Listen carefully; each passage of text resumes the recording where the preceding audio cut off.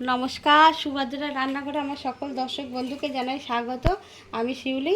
আজকে দেখো আমি রুই মাছ নিয়ে এসেছি। রুই মাছের দুটো মাথা নিয়ে এসেছি, দুটো মাছের মাথা মানে 4টে পিস হয়েছে টুকরো করে। তো আমি নুন হলুদ এগুলো মেখে নিচ্ছি, তেল দিলাম, হলুদ দিলাম আর একটু এবারে লবণ দেব, দিয়ে মাছগুলো ভালো করে মেখে রেডি করে নেব। দিয়ে আমি আজকে মাছের মাথা দিয়ে কি বানাবো বলো তো? মাছের মাথার কাঁটা চচ্চড়ি বানাবো। তো যার জন্য আমি এগুলো মেখে মিনিট 10 রেখে দেবো রেস্টে। মাছের মাথাগুলো একদম মজে যাবে, তারপরে আমি তোমাদের দেখাবো আমি কিভাবে রান্নাটা করছি। হ্যাঁ,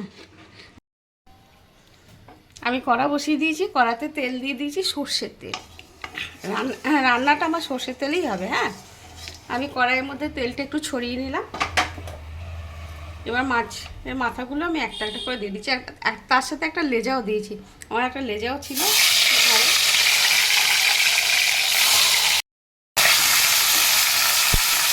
আমি মাছের মাথাগুলো উল্টে দিচ্ছি একবার করে, ভালো করে লাল লাল করে আমি ভেজে মাছের মাথাগুলো তুলে নেব। দিয়ে তারপরে তোমাদের দেখাবো রান্নাটা আমি কীভাবে করছি। মাছের মাথাগুলো আমার দেখো লাল লাল করে একদম ভাজা হয়ে গেছে। এবার আমি এগুলোকে তুলে নিচ্ছি। তুলে নিয়ে আমি মাছের মাথাগুলো যখন দেবো একটু ভেঙে ভেঙে দেবো, কারণ এগুলো একদম ভাঙা নেই। তো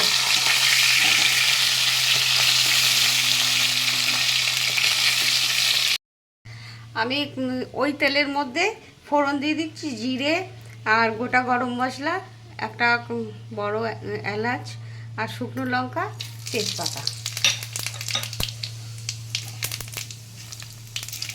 এগুলো ফাটিয়ে দিয়ে দিলাম। পেঁয়াজ দিয়ে দিচ্ছি, একটা বড় সাইজের পেঁয়াজকে আমি কেটে নিয়েছি, দিয়ে দিলাম। দেবো এই যে আলু টুকরো করে কেটে নিয়েছি, আলু দিয়ে দিলাম একটু, আর এটা গাজরকে দিচ্ছি, আর এগুলো হচ্ছে বরবটি। বরবটিটা একটু পরে দেবো।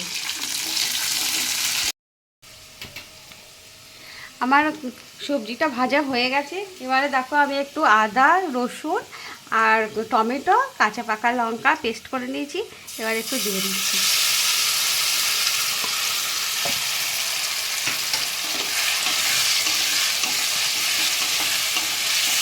মশলাটা দিয়ে আমি ভালো করে একটু কষিয়ে নেব তেল ছাড়া পর্যন্ত।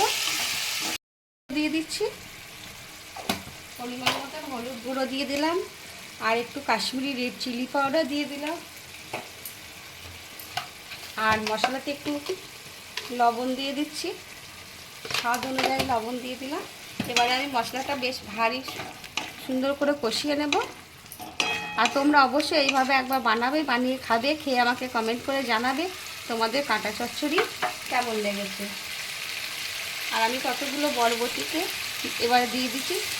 আলুর সাথে ভাজিনি, কারণ গলে একদম কিছু দেখা যাবে না, সেই কারণে মশলার সাথে কষিয়ে নিচ্ছি। একটু ধনের গুঁড়ো আর একটু জিরের গুঁড়ো দিয়ে দিলাম, দিয়ে এবার আমি আর একটু কষিয়ে নেব। এবার আমি একটু 1 চিমটে একটু চিনি দিয়ে দিলাম সামান্য। দেখো তেলটা ছেড়ে দিয়েছে, আমার কষানোটা হয়ে গেছে। এবারে আমি মাছের মাথাগুলো দিয়ে দিচ্ছি। মাছের মাথাগুলো আমি একটু ভেঙে দিচ্ছি।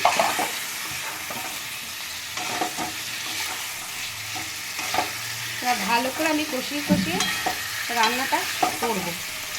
তারপরে যদি জল লাগে একটু জল দিয়ে সিদ্ধ করে নেব, মানে মাছের মাথাটা। আমার কষানো হয়ে গেছে। এবার আমি একটু উষ্ণ গরম জল দিয়ে দিচ্ছি। হ্যাঁ,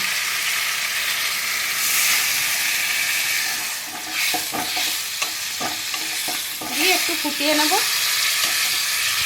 আমার প্রায় হয়ে এসছে মাছের মাথার চচ্চড়িটা। এবার আমি ওপর থেকে একটু কাঁচা লঙ্কা চেরা দিয়ে দিলাম, আর একটু হোমমেড গরম মশলা গুঁড়ো, আমি একটু হোমমেড গরম মশলা গুঁড়ো ছড়িয়ে দিচ্ছি। হ্যাঁ, দেখো আমার হয়ে গেছে, তেল ছাড়তে শুরু করে দিয়েছে একদম চারিধার দিয়ে, বুঝতে পারছো তোমরা। এবারে আমি একটু ধনেপাতা কুচো ছড়িয়ে দিচ্ছি উপর থেকে। ব্যাস, এবার আমি গ্যাসটা অফ করে দিচ্ছি, কিছুক্ষণ স্ট্যান্ডিং টাইমের জন্য রেখে দেবো, তারপর তোমাদের সার্ভ করে দেখাবো। আমার মাছের কাঁটা চচ্চড়ি, রুই মাছের কাঁটা চচ্চড়ি রেডি এবং সার্ভ করে দিয়েছি। তোমরা এইভাবে একবার অবশ্যই বানাবে, বানিয়ে খাবে, খেয়ে আমাকে কমেন্ট করে জানাবে তোমাদের কেমন লেগেছে আমার এই রুই মাছের কাঁটা চচ্চড়ি রেসিপি। আর তোমরা সবাই ভালো থাকবে, সুস্থ থাকবে, তোমাদেরকে সকলকে জানাই অসংখ্য অসংখ্য ধন্যবাদ, অনেক অনেক ভালোবাসা, নমস্কার আমার সাথে আমার পাশে থাকার জন্য। আর এই আমরা সবসময়তেই তো ভেটকি মাছের কাঁটা চচ্চড়ি খেয়ে থাকি, কিন্তু রুই মাছেরও যে এত সুন্দর কাঁটা চচ্চড়ি হয় সেটা একবার অন্তত তোমরা বানাবে, বানিয়ে খেলেই বুঝতে পারবে। তাহলে আজকের মতো আমি রাখছি, টাটা।